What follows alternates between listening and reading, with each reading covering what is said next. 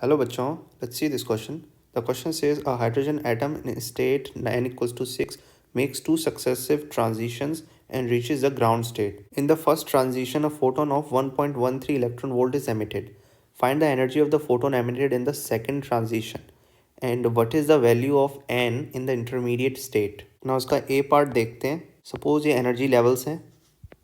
इसकी एनर्जी होगी 1 क्योंकि ग्राउंड स्टेट है. इसको मान लेते हैं 6 एनर्जी लेवल, तो इसकी एनर्जी E6 मान लेते हैं.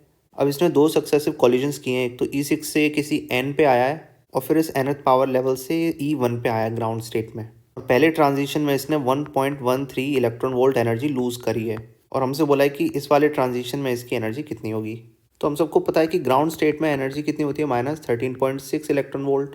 तो E1 में जंप करने के लिए उसको इस वाली एनर्जी और यहाँ तक जितनी एनर्जी है उसके डिफरेंस की एनर्जी उसको बाहर ले जानी पड़ेगी. इसका मतलब वो जितनी एनर्जी बाहर फेंकेगा वो एनर्जी रिलीज होगी सेकंड ट्रांजिशन में, और वो एनर्जी क्या होगी, इस वाले लेवल का और इस वाले लेवल की energy difference, which is En equals to -13.6 minus, अब हम पुरानी टोटल एनर्जी जोड़ लेते हैं, 1.13 तो रिलीज करी थी उसने, प्लस E6.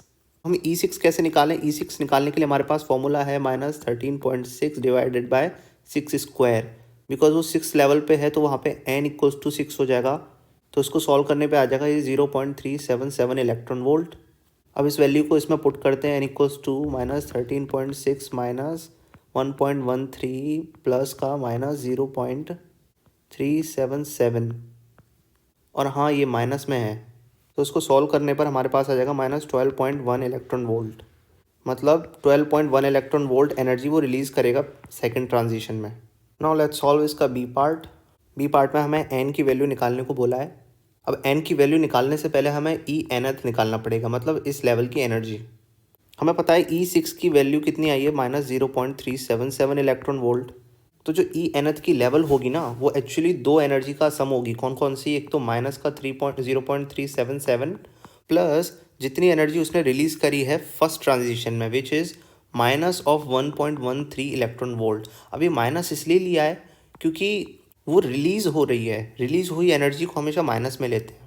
तो यहाँ से हमारे पास टोटल Enth आ जाएगी -1.5 इलेक्ट्रॉन वोल्ट. अब इसकी मदद से हम n निकाल सकते हैं by using formula Enth equals to -13.6 divided by n square, और हमें Enth निकाल लिया है -1.5 equals to -13.6 divided by n square. Minus minus cancel, n will be somewhere around approximately 9, तो n हो जाएगा, वो सॉरी n स्क्वायर, तो n हो जाएगा हमारे पास 3. तो हमारा फाइनल जो आंसर आ गया वो बी ऑप्शन का, वो भी आ गया हमारे पास, which is 3. So I hope you understood the concept. Best of luck.